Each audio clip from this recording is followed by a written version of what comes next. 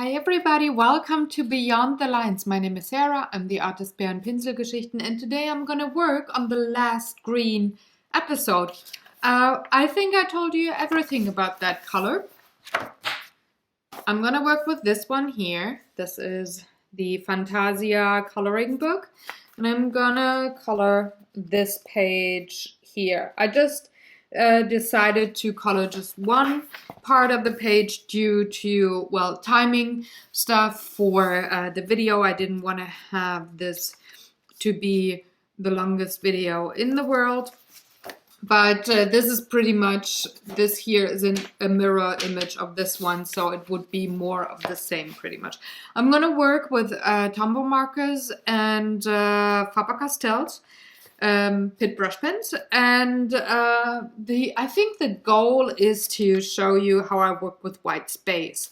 So not every time that I work with a page that has, well, a pattern like this and nothing in the background, it has to be black to pop. You can also work with white space, and I'm gonna show you here, so enjoy and have fun. So last time I worked with the Tombows and the Faber-Castells, I did this coloring page here for orange, and you can go back to this video, it's in the iCards up above, and see how I used the Tombows for the base layer and then just added a bit of color intensity with the Faber-Castells. I'm gonna work different today.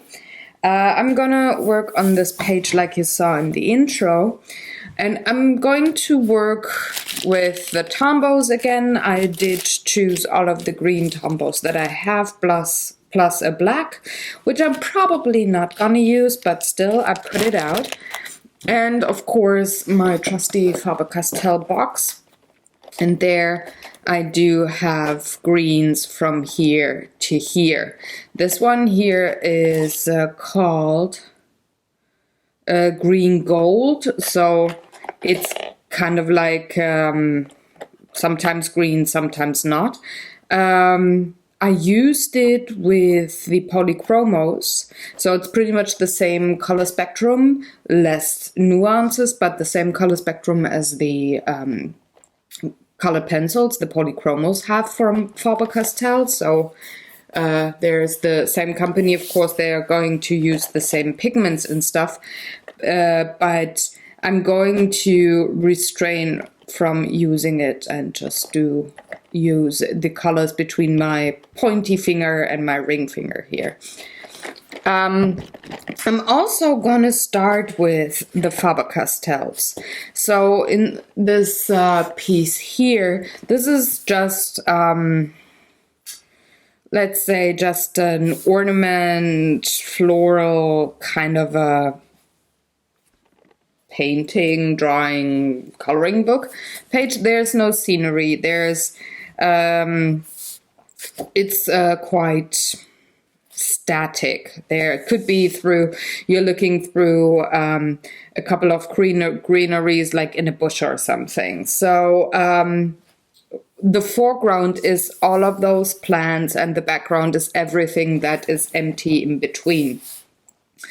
Now what I like to do here today is work with white space, so leaving things uncolored. Which is more for the background than it is for the foreground. So I'm going to start choosing my colors, and there's the Tombows flying. I'm gonna put them away for now, don't need them here. I'm choosing the colors for the greens first, like the flowers or plants or whatever it is. So I'm gonna take all of my greens from the Faber-Castells, just put them here.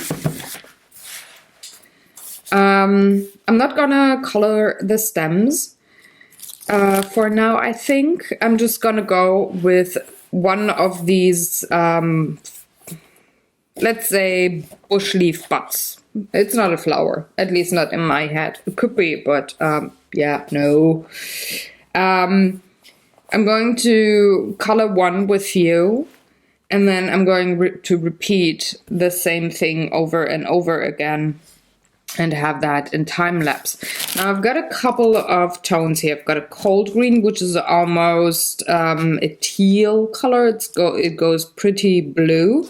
I'm having the apple green, of course, and I'm having, what's it called? The May green, which is the yellow green I used in last week's coloring page so much.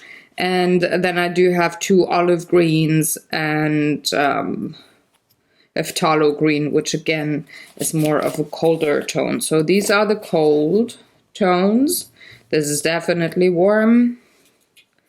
Chromium green opaque, and the other one's called permanent green olive, are more to the warm color spectrum, especially this one. So it would be like warm, almost mid of the spectrum cold colors. These are a tiny bit warmer, so they're like here, if this is the spectrum. Warm, closer, but still in the middle, and then cold colors. So I'm trying not to use too many cold colors. I like the phthalo green for the shading though. So I'm probably not gonna use the, what's it called? Light phthalo green, probably not. I'm just gonna start with, let's go with this but here, and I'm going to start with the May green. All of the parts that do have these lines are shaded ones, or they are of a darker tone. And here my marker is already running dry, but no problem, I have a second set, so I can actually have the same marker on all of the petals or leaves here. I'm not gonna run out of ink like I did with the alcohol markers. So I'm just going for anything that is not line worked.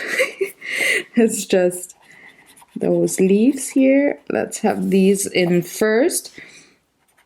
With items that have so many lines, it might be a bit difficult to see where's what. So go one by one by one by one and look at it like it's an abstract shape. It's not a flower petal there. So now I'm going in with permanent green olive. Just go for the shaded parts.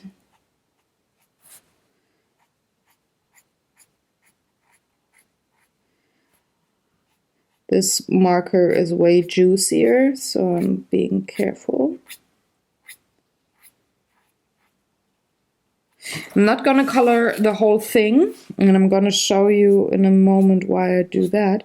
I'm just feathering in the dark.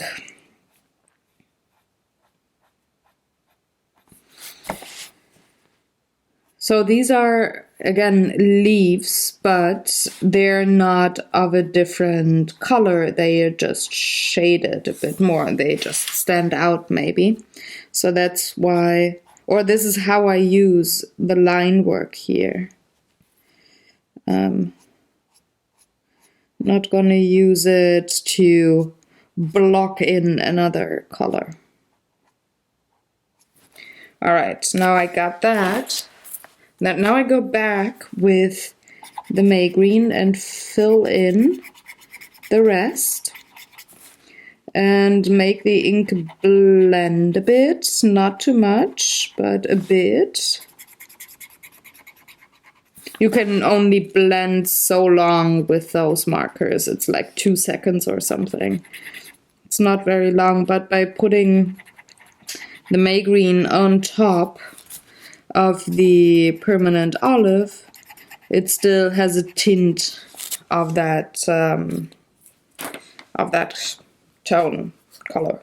So now I have to think, and I have to test something.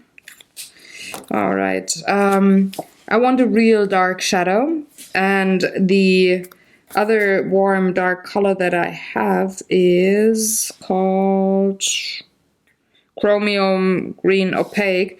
It's not as dark as I want it to be, so I'm going for the phthalo green and very, very lightly shade in a few areas, not many, just the darkest shadows. Just to intensify things and them nice and dark and creating depth there.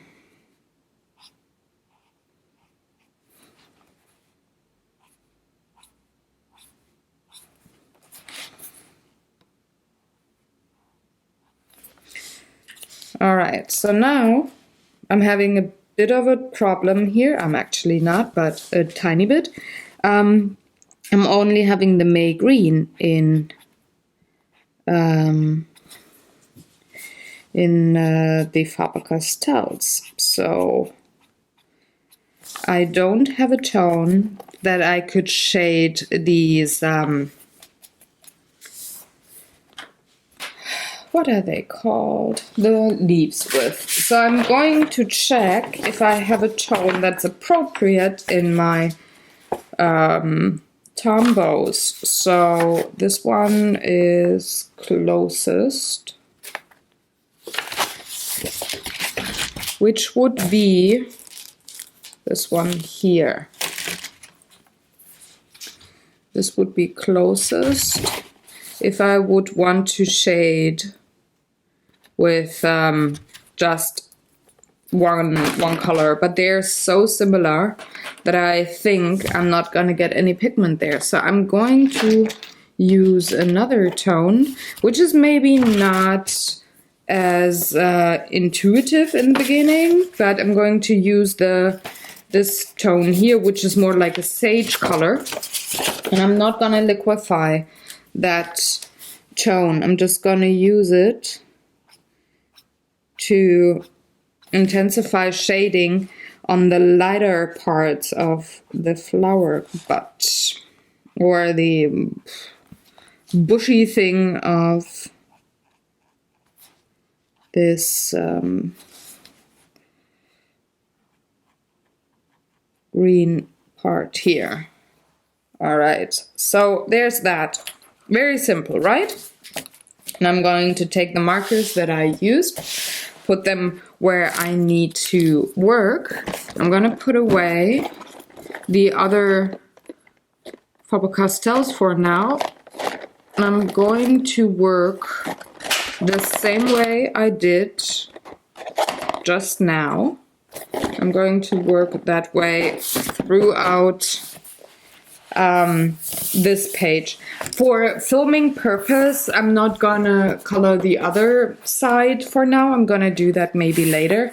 But for filming and timing reasons, I'm just gonna color on this part here.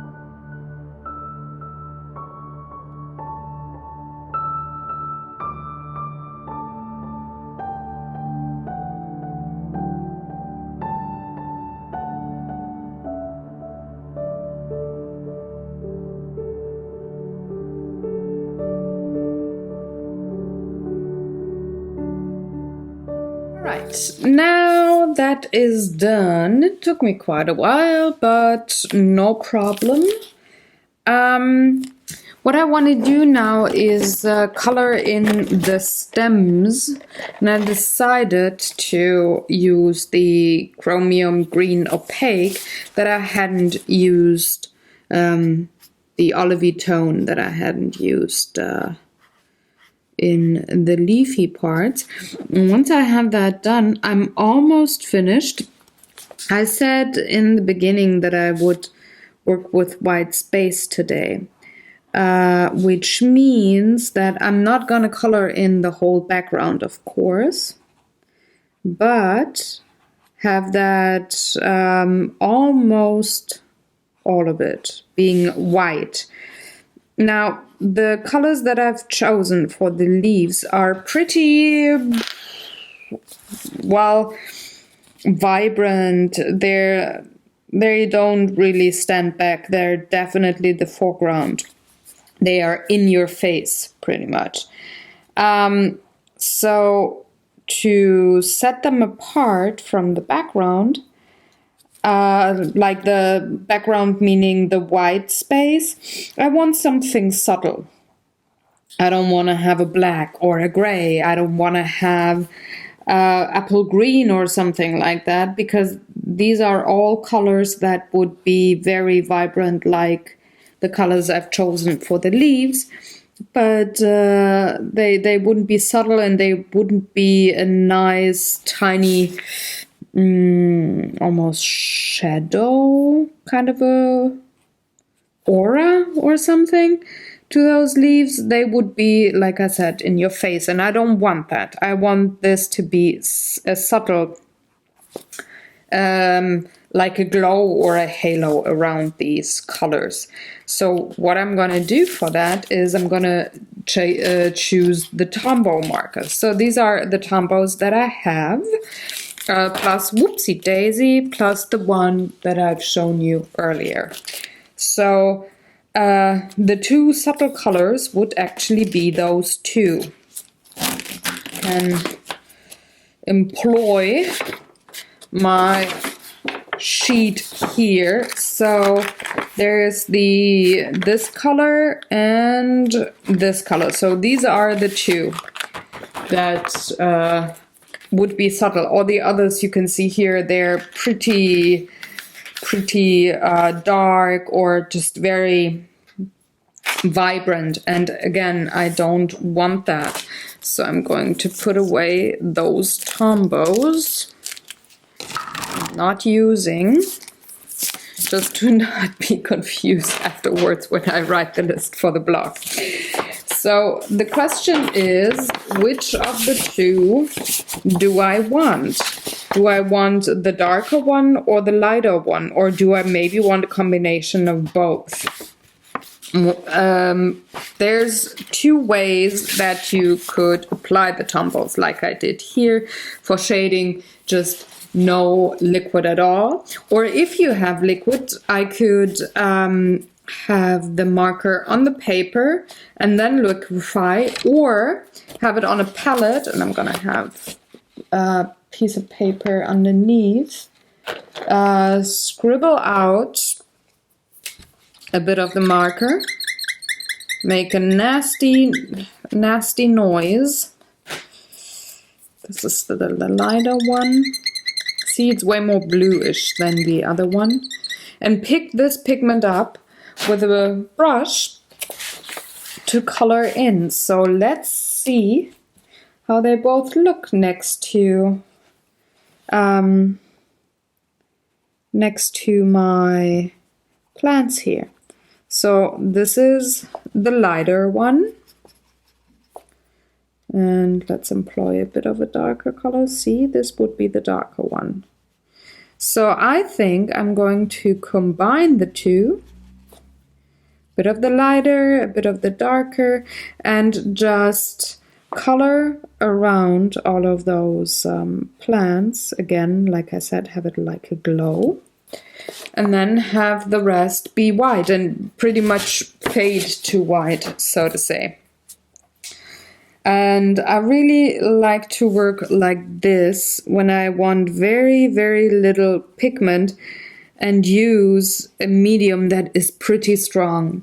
So the Tombos are very vibrant, they are juicy markers, and well, if I'd put the marker to the paper and then have only the water brush on top, you would definitely, well, have more like a frame instead of a glow or an aura of pigment there. It wouldn't be as subtle as it is here at all. You saw the fish in the beginning. There was no subtle coloring part going on there. That is because those markers are very vibrant. Still, you can take away the vibrancy and make them bend to what you need by scribbling out pigment onto a palette, or please a piece of acetate or something like I do here, and then just pick up the pigment with your brush. It's a way I really like to work with, especially if I really just want a glow and the marker be more of an idea of a color there, but not a heavy outline, pretty much. So I'm gonna go around the whole page and just use those two colors to, well, have a bit more pigment on the background. And I'm using the lighter one for the areas where there's not a lot of leaves but more stems. And the darker one here I'm using when I have lots of leaves that could cast a shadow. And I'm not squeezing my brush, so I'm having very little water, which on this paper here causes little crinkling or warping of paper going on. Just go about it same way, and I'm gonna see you once I'm done.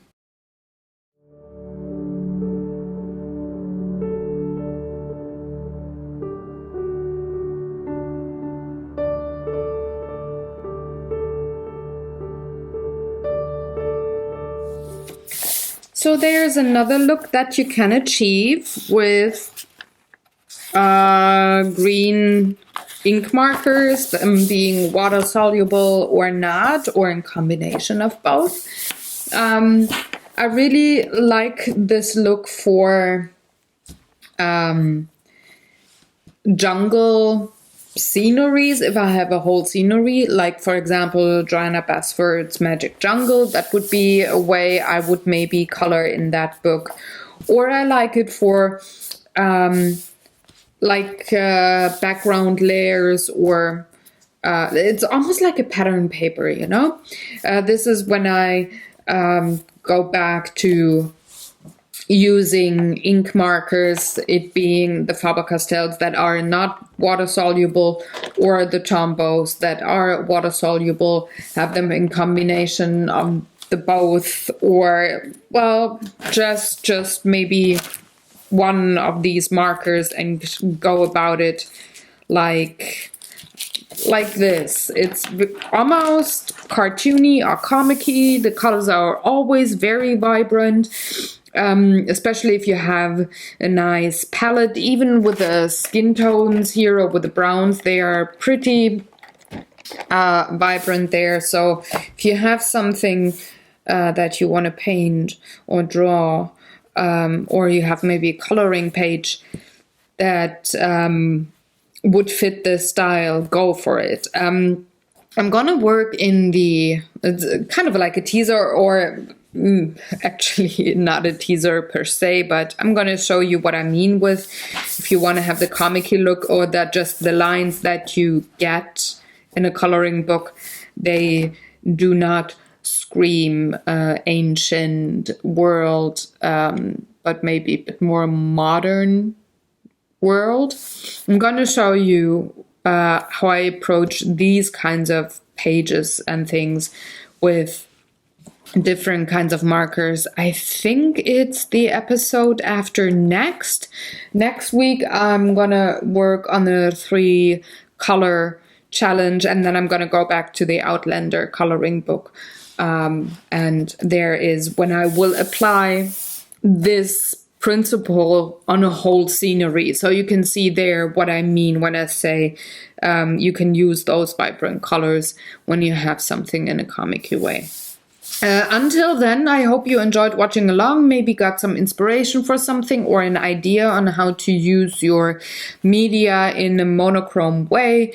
Maybe you want to try that, or, well, just enjoyed watching along, whatever it is. I thank you very much for watching. The photos and the exact numbers and names of those pens that I used today are on the blog.